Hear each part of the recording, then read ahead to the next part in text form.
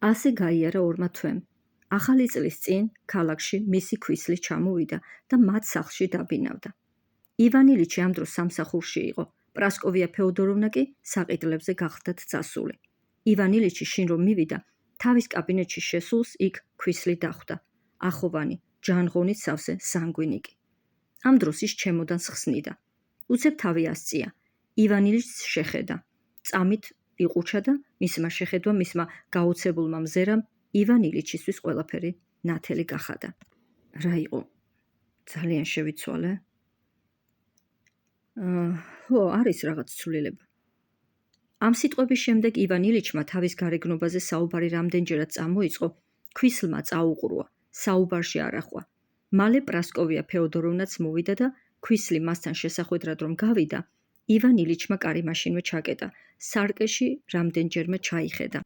ჯერ წინიდან შეათვალიერა თავი, მერე გვერდიდან, მერე ცოლთან ერთად გადაღებული სურათი აიღო და სარკეში თავის თავს შეადარა. ცვლილება მართლაც უზარმაზარი იყო. ახლა მკლავები გაიშიშვლა იდაყვებამდე და დაიხედა, სახელოები ისევ ჩამოიწია. ატამანზე დაჯდა და სახე ღამესავით ჩაუშავდა. არა, არ შეიძლება, საჭირო არ არის საჭირო. უთხრა საკუთარ თავს, წამოხდა, მაგიდასთან მივიდა. საქმიანი ქაღალდები გაშალა, კითხვა დაიწყო, მაგრამ ვეღარ გააგრძელა. კარი გააღო და სასტუმრო ოთახში გავიდა. ოთახის კარი დახურული იყო. კართან ფრთხილად მივიდა და მიაყურა. ტყუილია, ასე არ არის, აჭარბებ, ამბობდა პრასკოვია ფეოდოროვნა. როგორ თუ ვაჭარბებ? შენ უბრალოდ ვერ ატყო მკვდარივითაა. შეხედე თვალები როგორი ჩამქრალი აქვს, მაინც რა მოუვიდა, რა სჭირს? არ ვიცი, ნიკოლაევმა, ეს მეორე ექიმი იყო. რაღაც თქვა, მაგრამ ვერაფერი გავიგე. ლეშჩეტიცკიმაც რაღაც სრულიად საპირისპირო ლაპარაკა. ივან ილიჩი გატრიალდა, ისევ თავის ოთახში შევიდა. დაწვა და ჩაფიქრდა. თირკმელი. მოხეტიალე თირკმელი. გაახსენდა ყველაფერი, რასაც ექიმები ამბობდნენ, ის თუ როგორ მოსწყდა თირკმელი ადგილს და როგორ მოგზაურობს. მერე წარმოსახვა დაძაბა, შეეცა და შეეჩერებინა, დაემაგრებინა თავის ადგილას და თურმე რა ცოტა ყოფილა ამისთვის საჭირო, გაიფიქრა. არა, ისევ პეტრე ივანოვიჩთან წავალ, ახლავე, დიახ, ახლავე. პეტრე ივანოვიჩი ის მეგობარი იყო, რომელსაც ექიმი მეგობარი ჰყავდა. თქვა და იმავე წუთს დარეკა. ცხენის შეკაზმეთო ბრძანა და წასასვლელად მოემზადა. სადმე დიხარ? ჰკითხა ცოლმა. ახლა მას ძალიან სევდიან და მისთვის უჩვეულო კეთილი გამომეტყველება ჰქონდა. ივან ილიჩი გააღიზიანა ცოლის კეთილმა გამომეტყველებამ, ამიტომ შუბლშეკრულმა კუშტად შეხედა და უპასუხა. პეტრე ივანოვიჩთან. მართლაც წავიდა იმ მეგობართან, ვისაც ექიმი მეგობარი ჰყავდა და ორივემ იმ მეგობრის მეგობრისკენ გასწია. ექიმის სახლში დახვდათ. ივან ილიჩი ექიმს დიდხანს ესაუბრა. როცა დაწვრილებით გაარჩიეს ის ფიზიკური და ფიზიოლოგიური ცვლილებები, რაც ექიმის აზრით მის ორგანიზმში ხდებოდა, ივან ილიჩი ყველაფერს მიხვდა. ესე იგი, ნაწლავში რაღაც ოინია, რაღაც პატარა ეშმაკობა, რასაც ადვილად ეშველება, ოღონდ ამისთვის საჭიროა ერთის ენერგიის გაძლიერება, ხოლო მეორის მოქმედების შესუსტება, რის შემდეგაც მოხდება გაწოვა და ყველაფერი თავის ადგილზე დალაგდება. სადილად ივან ილიჩმა სახლში ცოტა დააგვიანა. ისადილა მხიარულად ისაუბრა და სანამ კაბინეტში სამუშაოდ გავიდოდა, იქ კარგახანს შეყოვნდა. ბოლოს შევიდა თავის სამუშაო ოთახში და საქმეებს მიუჯდა. კითხულობდა, არჩევდა წაკითხულს, მაგრამ ის მეტად მნიშვნელოვანი საქმე, რომელიც გადადებული ჰქონდა, გონებიდან არ ამოსდიოდა და დაამთავრებდა თუ არა ამ საქმეს, მაშინვე იმას მიუბრუნდებოდა. მერე გაახსენდა, რომ ეს მეტად მნიშვნელოვანი საქმე ბრმა ნაწლავი იყო. მაგრამ ამაზე ფიქრი აღარ გაუგრძელებია და ჩაის დასალევად სასტუმრო ოთახში გავიდა. სასტუმრო ოთახში სტუმრები დახვდნენ. სტუმრებს შორის ახალგაზრდა მოსამართლეც იყო. მისი ქალიშვილის საქმრო. ლაპარაკობდნენ, ფორტეპიანოზე უკრავდნენ, ღეროდნენ. და როგორც პრასკოვია ფეოდოროვნამ შენიშნა, ივან ილიჩმა ის საღამო სხვებზე მხიარულად გაატარა. თუმცა წუთითაც არ დავიწყებია, რომ ბრმა ნაწლავის შესახებ თავში მეტად მნიშვნელოვანი აზრები უტრიალებდა. 11 საათი რომ გახდა, ყველას გამოემშვიდობა. კაბინეტის გვერდითა ოთახში შევიდა, სადაც მთელი ავადმყოფობის განმავლობაში დღეს პირველად უნდა სძინებოდა მარტოს. შევიდა, გაიხადა, ზოლას რომანი აიღო, მაგრამ კითხვას გული ვერ დაუდო და ფიქრი ისევ თავისი ავადმყოფობისკენ გაექცა. მის წარმოსახვაში მეტად სასურველი რამ ხდებოდა. ბრმა ნაწლავი თავის ნორმალურ მდგომარეობას უბრუნდებოდა. დიახ, ყველაფერი ასია, მაგრამ საკუთარ თავს უნდა მიეხმარო ბუნებას. უთხრა თავის თავს და უცებ წამალი გაახსენდა. წამოდგა, დალია, პირაღმა დაწვა და დააკვირდა, როგორ იმოქმედებდა, როგორ გააქრობდა, გაანადგურებდა მის ტკივილს. თავარია დროზე მივიღო წამალი, უსიამოვნებას მოვერიდო. თავს ახლა ცოტა უკეთ ვგრძნობ, არა, გაცილებით უკეთესად. ამის გაფიქრებაზე ფერდში რამდენჯერმე იჩქმიდა, მაგრამ არც ტკენია. არა, ტკივილს ნამდვილად არ ვგრძნობ, უკეთესად ვარ. ჩემი ბრმა ნაწლავი რჩება, შეიწოვება. დაი, უცებ ისევ ის ყრუ, ნაცნობი მოუშუშებელი ტკივილი. პირშიც ისევ ის აუტანელი გემო და გული ისევ მტკივნეულად შეეკუმშა. ღმერთო ჩემო, ჩაილაპარაკა ჩუმად, თავისთვის. ტკივა, ალბათ სულ ასე მეტკივება. არასოდეს გამივლის. უცებ საქმე სხვაგვარად წარმოუდგა. ბრმა ნაწლავი, თირკმელი. მაგრამ საქმე ბრმა ნაწლავსა და თირკმელს კი არა. უთხრა თავის თავს, სიკვდილსა და სიცოცხლეს ეხება. იყო სიცოცხლე, მაგრამ აღარ არის სიცოცხლე. მიდის, ქრება, მე კი არ შემიძლია მისი შეჩერება. დიახ, ასია, თავი რატომ მოვიტყუო? განა ჩემ გარდა ყველასთვის აჩკარა არ არის რომ მკვდები, მაგრამ რამდენ დღეში ან რამდენ კვირაში? აი, ეს არის საკითხავი. ხომ შეიძლება ახლა, ამ წუთშიც იყოს სინათლე, ახლა წვდიადია. მაშინ აქეთ ვიყავი, ახლა იქით ვარ. მაგრამ საით იქით? უცებ სიცივე მოიცვა, სუნთქვა შეეკრა, გული ამოვარდნაზე ჰქონდა. როცა მე არ ვიქნები, მაშინ რა იქნება? არაფერი? ჰო, არაფერი. ხო, მაგრამ როცა აქ არ ვიქნები, სად ვიქნები? თუ ეს სიკვდილია, თქვა და უცებ წამოდგა. უნდოდა სანთელი აენთო, აკანკალებული ხელი მოაფათურა. სანთელი შანდლიანად იატაკზე ხმაურით დაეცა და თავი ისევ ბალიშში წარგო. ეს სიკვდილია. ეუბნებოდა თავის თავს და ფართოდ გაღებული თვალებით სიბნელეს მისჩერებოდა. მათ კი ეს არ იციან, არ უნდათ იცოდნენ. მე მათ არ ვეცოდები. აი ახლაც უკრავენ, მხიარულობენ. კარსიქიდან ხალხის შრიამული, ხმამაღალი მუსიკა და რიტურნელი ისმოდა. მოვკვდები თუ ვიცოცხლებ, მათთვის სულ ერთია. მაგრამ ისინიც დაიხოცებიან. მე მალე, ისინი ცოტა გვიან. ახლა კი ხიარულობენ და ერთობიან. ხეცები, პირუტყვები. თავს ძალიან ცუდად ვგრძნობ. ხომ არ შეიძლება ადამიანი ყოველთვის ამ შიშსა და ნერვიულობისთვის იყოს განწირული. თქვა და წამოდგა.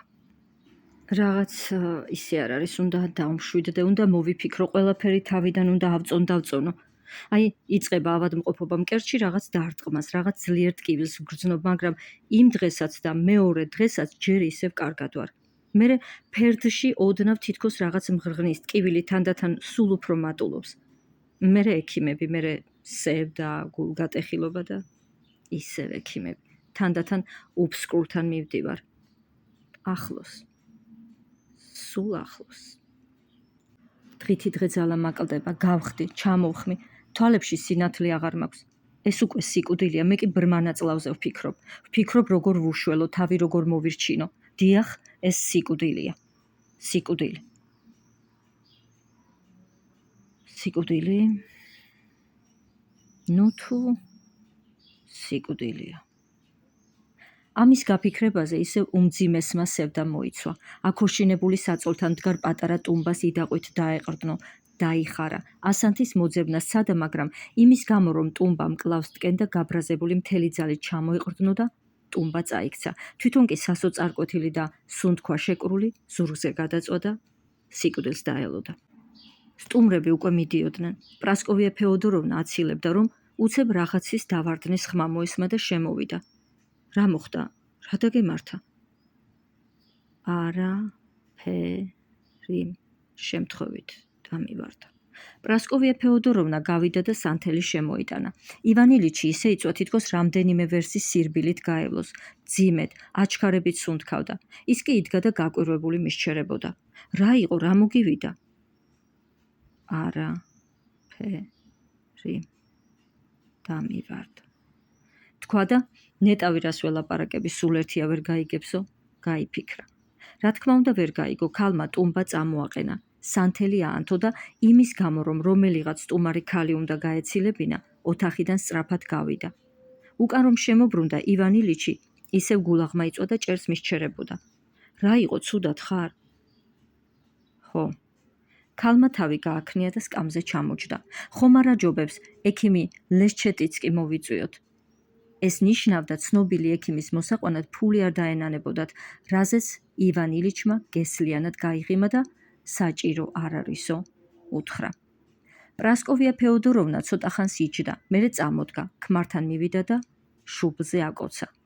ქმარს ახლა ის მთელი გულითა და სულით ზულდა და დიდი ძალისხმევა დასჭირდა, რომ ხელი არ ეკრა. კარგად იყავი ღმერთმა ქნას გემრიელად დაიძინო. ხო. ჩაილაპარაკა წყნარად ივან ილიჩმა. სასოწარკვეთილი ხედავდა, სიკვდილი კარს იყო მომდგარი. იცოდა მალე მოკვდებოდა, მაგრამ არა თუ მიეჩვია ამას, არამედ ვერ იგებდა, არ შეეძლო ამის გაგება. კაი ადამიანია. ადამიანები მოკვდავები არიან, ესე იგი კაი მოკვდავია. სილოგიზმის ეს მარგალიტი, რომელიც ივან ილიჩმა კიზევეტერის ლოგიკის სახელმძღვანელოდან იცოდა და ასე ეგონა ეს მხოლოდ კაის შეეხებოდა, ვინაიდან კაი ადამიანი იყო. ადამიანი ზოგადად მასთან, ივან ილიჩთან კი ამას საერთო სულაც არაფერი ჰქონდა. ვინაიდან ის არც კაია და არც ადამიანი ზოგადად არამედ სრულიად განსხვავებული ყველა სხვა არსებათაგან. ის ვანიაა, დედით, მამით და ვალოდიათი, თავისი სათამაშოებით, მეტლით, ძიძით, მერე კატენკათი და მთელი თავისი ბავშვური ახტაცებით, ახალგაზრდული დარდითა თუ სიხარულით. ნიშნავდა განა რაიმეს კაისთვის ზოლიანი ტყავის ბურთის სუნი, რომელიც ასე ძალიან უყვარდა ვანიას. ნუ თუ კაიც ასე ჰკოცნიდა ხელზე დედას, კაისთვისაც ასე სასიამოვნოდ გაქონდა შარიშური დედის აბრეშუმის კაბის კალთებს, ნუ თუ ისიც ასე ჯანყდებოდა ღვეზელების გამო, როგორც თვითონ სამართალმცოდნეობის სასწავლებელში, ნუ თუ კაიც ასე იყო შეყვარებული, ნუ თუ კაისაც შეეძლო ასე გასცღოლოდა კრებებს. კაი მოკვდავია, დიახ, ის არის მოკვდავი. ის უნდა მოკვდეს, ეს სწორია, მაგრამ ჩემთვის, ვანიასთვის, მთელი ჩემი აზრებითა და გრძნობებით, ეს სრულიად სხვა რამეა, ეს შეუძლებელია. შეუძლებელია მე, ივან ილიჩი, სასიკვდილოდ ვიყო განწირული. ეს წარმოუდგენელია, ეს საშინელებაა. თუ მეც ისე უნდა მოკვდე, როგორც კაი, მე ეს დიდი ხანია მეცოდინებოდა. ამას ჩემი შინაგანი ხმა მეტყოდა მაშინ, როცა მსგავსიც არაფერი მიგრძნია. მეც და ჩემს ამხანაგებსაც კარგად გვესმოდა, რომ ეს სულაც არ იყო ისე, როგორც კაისთან, რომ ჩვენ ეს სულაც არ გვეხებოდა. ახლა კი? აი, რა ხდება? ეუბნებოდა თავის თავს. არა, არ შეიძლება. ასე არ არის. არ შეიძლება მეთქი. მაგრამ არის. მაინც რა არის? როგორ გავიგო ეს? დიახ, ასეთი იყო მისი განცდები. დიახ, არ შეეძლო ამის გაგება, ცდილობდა თავიდან ამოეგდო. მოეშორებინა ეს ცრუ, არასწორი, ავადმყოფური აზრები და სწორი, ჯანსაღი აზრებით შეენაცვლებინა, მაგრამ ისევ მოდიოდა, ისევ ეუფლებოდა მის სულს და გონებას ისადგურებდა მის გონებაში, არა როგორც აზრი, არამედ როგორც სინამდვილე. და ივან ილიჩი მათ ნაცვლად რიგრიგობით უხმობდა სხვა აზრებს იმ იმედით, რომ მათში დასაყრდენს პოვებდა. ცდილობდა დაბრუნებოდა აზრის იმ ადრინდელ მდინარებას, რომელიც ფარავდა და წინ ეღობებოდა ფიქრს სიკვდილის შესახებ. მაგრამ უცნაურია, ყველაფერს იმას, რაც ადრე ხელს უშლიდა სიკვდილის გაცნობიერებას, ახლა უკვე აღარ შეეძლო იმავეს გაკეთება. ამ ბოლო დროს ივან ილიჩი სულ იმას ცდილობდა, როგორმე აღედგინა გრძნობების ის ადრინდელი მდინარება, რომელიც უარყოფდა სიკვდილს. წავალ სამსახურში, საქმით დავკავდები. მე ხომ ამით ვცოცხლობდიო, ეტყოდა საკუთარ თავს და წავიდოდა. გადაიყრიდა გულიდან ყოველგვარ ეჭვსა და უსიამოვნო ფიქრებს. ჩაერთვებოდა ამხანაგებთან საუბარში, დაჯდებოდა, მოავლებდა ჩვეულებისამებრ დაბნეულ ფიქრიან მზერას მომლოდინი ადამიანებს, დაეყრდნობოდა გამხდარი მკლავებით მუხის სავარძლის სახელურებს, გადაიხრებოდა თანამშრომლებისკენ, ერთს გადაუჩურჩულებდა, მოიცურებდა ქაღალდებს, სწრაფად აიხედავდა, გასწორდებოდა, წარმოთქვამდა ნაცნობ სიტყვებს და ჩაუჯდებოდა საქმეს. მაგრამ ტკივილი, რომელსაც სულაც არ აინტერესებდა მისი განწყობა და შემართება, საქმეები დამთავრებული ჰქონდა თუ დასამთავრებელი. დაიწყებდა ფერდქვეშ თავის სისხლმწოვ ქმედებას. ივან ილიჩი მოусმენდა, შეეცდებოდა არ ეფიქრა მასზე, მაგრამ ტკივილი თავისას აგრძელებდა. მოვიდოდა, ჩაუჯდებოდა ფერდში და ივან ილიჩი ტკივილისაგან შეშდებოდა. ჩაუქრებოდა თვალები და ისევ ჰკითხავდა საკუთარ თავს: ნუ თუ ეს სიმართლეა. ამ ხანაგების და ქვეშევრდომებით ძალიან შეწუხებულები იყვნენ. ხედავდნენ ასეთი გამოცდილი, ბრწყინვალე, დახვეწილი მოსამართლე, როგორ ცდებოდა, როგორ უშვებდა შეცდომებს და უკვირდათ. ეს დახვეწილი, გამოცდილი მოსამართლე კი მხოლოდ თავს გადააქნევდა და შეეცდებოდა გონზე მოსულიყო, როგორღაც ბოლომდე მიჰყავდა კრება და მერე მიდიოდა სახლში სევდიანი განწყობით, იმის მწარე გაცნობიერებით, რომ აღარ შეუძლია სამსახურებრივი საქმეებით ძველებურად გადაფაროს ის, რისი დაფარვაც ასე ძალიან სწადია. ის ტკივილი, იმიტომ კი არ მიიქცევდა თავისკენ ყურადღებას, იმიტომ კი არ ახსენებდა თავს, რომ მას ივან ილიჩს ემოქმედა, დახმარებოდა რამით საკუთარ თავს, არამედ მხოლოდ იმიტომ, რომ არ ემოქმედა, მისთვის მოესმინა და დატანჯულიყო. აი, რა იყო ყველაზე ცუდი. იმისთვის, რომ ამ მდგომარეობიდან გამოსულიყო, იმისთვის, რომ დამშვიდებულიყო, ივან ილიჩი სხვა შირმებს ეძებდა. გამოჩნდებოდა რაიმე ასეთი და ცოტახანს ჩაუყუჩდებოდა ტკივილი, მაგრამ არათუ ქრებოდა, არათუ იკარგებოდა საბოლოოდ, არამედ ისე ნათლად, ისე აშკარად წარმოავლენდა თავს, თითქოს ყველაფერში შეაღწია, თითქოს მთელ ორგანიზმს მოედო, ყველა სიძნელე გადალახა და მისი შეჩერება აღარაფერს შეუძლიაო. ამ ბოლო დროს ზოგჯერ ასედაც ხდებოდა. შევიდოდა ივან ილიჩი თავისი ხელით ლამაზად მოწყობილ სასტუმრო ოთახში, სადაც კიბიდან ჩამოვარდა. ოთახში, რომლის მოწყობასაც ლამი შეეწირა და რამწარე თანაც რა სასაცილოა ახლა ამაზე ფიქრიო. თუმცა ეჭვიც არ ეპარებოდა, რომ მისი ტანჯვა, მისი ავადმყოფობა სწორედ იმ კიბიდან ჩამოვარდნის, ტკენის, დაჟეჟილობის ბრალი იყო. შევიდოდა, დაინახავდა, რომ ძვირფას ლაქით გაპრიალებულ მაგიდას რაღაც ღრმა ნაჭდევი აჩნდა. დიდხანს იფიქრებდა, დაიწყებდა მიზეზის ძებნას და ბოლოს მიხვდებოდა, რომ მიზეზი მოჩუქურთმებული ალბომის კუთხეში გაღუნული თუჯიაო. აიღებდა თავის მიერ შედგენილ ძვირფას ალბომს, ნახავდა სურათები ზოგან გახეული იყო, ზოგან ამოტრიალებული. ჩემი ქალიშვილიც და მისი ამხანაგებიც უწესრიგოები არიანო, გაიფიქრებდა ნაწყენი და ყველაფერს დიდი მონდომებით მოაწესრიგებდა. მერე მოაფიქრდებოდა. ალბომს მთელ ამ მოწყობილობიანად იმ კუთხეში ყვავილებთან გადავიტანო და ლაქიას დაუძახებდა. მაგრამ მის მაგევრად დასახმარებლად ან ქალიშვილი შემოვიდოდა, ან ცოლი, რომლებიც არ ეთანხმებოდნენ, ეწინააღმდეგებოდნენ და ისიც ეკამათებოდა, ბრაზობდა და ყველაფერი კარგად იყო, რადგან მას აღარ ახსოვდა ის. და აი როცა იმ ყველაფრის ერთი ადგილიდან მეორე ადგილზე თავისი ხელით გადაადგილება დაიწყო, მოიცა გაჩერდი, მაგას მოსამსახურეები გააკეთებენ, უთხრა ცოლმა და უცებ ივან ილიჩმა დაინახა, როგორ გაკრთა ის შირმის უკან. იმედი ჰქონდა გაქრებოდა, შირმა დაიცავდა მისგან და თავის დაუნებურად გაყუჩდა, გაირინდა, ყური მიუგდო. მაგრამ ის ისევ იქ იყო, ისევ ღრღნიდა, ისევ აწამებდა, ისევ მოურიდებლად მოსჩერებოდა ყვავილებს იქიდან. ივან ილიჩს კი აღარ შეეძლო თავის მოტყუება. რატომ? რისთვის? ნუ თუ მართლა ასია, ნუ თუ სიმართლეა ის, რომ აქ, აი ამ ფარდის გამო ვკვდები, როგორც ომში, როგორც შეტევაზე. სისულელია, საშინელებაა. არა, არ შეიძლება, ეს არ არის ასე. არ შეიძლება, მაგრამ არის. შევიდოდა კაბინეტში, დაწვებოდა, დარჩებოდა მასთან მარტოდ პირისპირ. თავად კი არაფერი შეეძლო, გარდა იმისა, რომ ეყურებინა მისთვის და გაყინულიყო.